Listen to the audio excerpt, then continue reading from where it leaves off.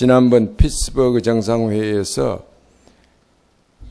만장일치로 전부가 이 합의를 보아서 우리나라에 개최되었습니다. 그러면 도대체 어떻게 해서 우리나라에서 이러한 회의를, 이렇게 중요한 회의를 개최할 수 있게 되고 또 의장국으로서의 수임을 맡게 됐냐 하는 것에 대해서 간단히 한번 생각을 해보면은 대충 한 3가지로 크게 저는 요인을 들 수 있다고 이렇게 생각을 합니다.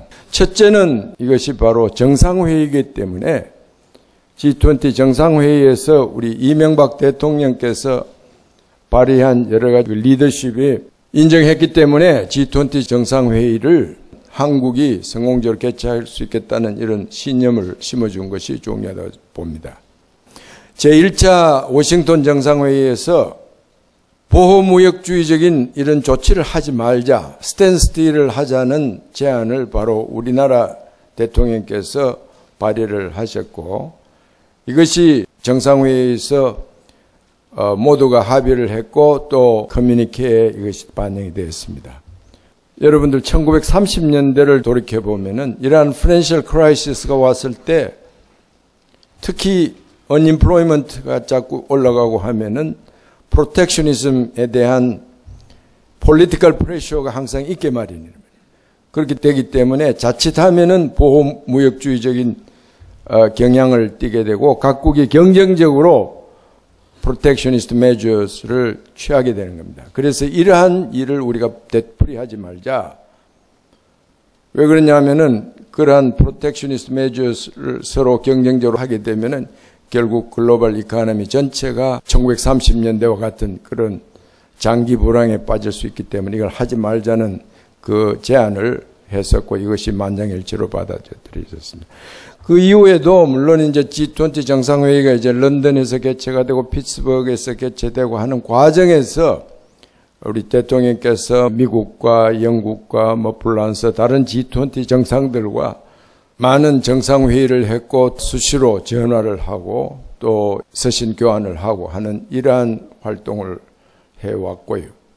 또 여러분들께서 이미 보신 분도 계시겠습니다만은 파이낸셜 타임스라든지 월스트리트 저널이라든지 캐나다인 여러분 잘 아시죠? 유니버시티 오브 토론토에 멍크 센터라고 있습니다. 그 멍크 센터는 바로 G20나 G8에 관한 정상회의가 개최되기 전에 그 의장국들이 정상들의 기고를 이 퍼블리시를 하고 하는데 가장 권위가 있는 이런 연구센터인데 그 멍크 센터에 3번이나 기고를 하셨습니다. 그 기고 내용은 주로 앞으로 세계 전체를 위해서 G20가 어떤 방향으로 나아가야 되고 또 여기에 대한 G20에 대한 비전이라든지 이런 것을 제시한 바가 있습니다. 이러한 것이 하나의 우리가 G20를 유치하는 데 중요한 요인으로 작용했지 않나 이렇게 생각을 할 수가 있고, 두 번째는 우리 정부 전체 차원에서 G20 정상회의 준비에 대한 시리어스네스를 세계 전체에 보여주고 우리 내셔널 프라이어리티가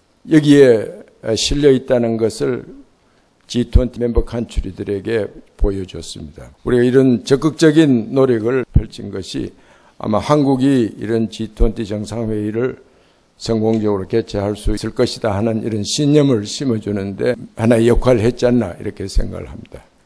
그 다음에는 우리 이 G20 정상회의라는 것은 정상 차원에서 여러 가지 접촉이라든지 일들이 이루어지고 있고 또 가장 중요한 프로세스가 이 재무장관 회의 프로세스가 있고 또 이를 준비하기 위해서 재무부 차관 회의 프로세스가 있습니다.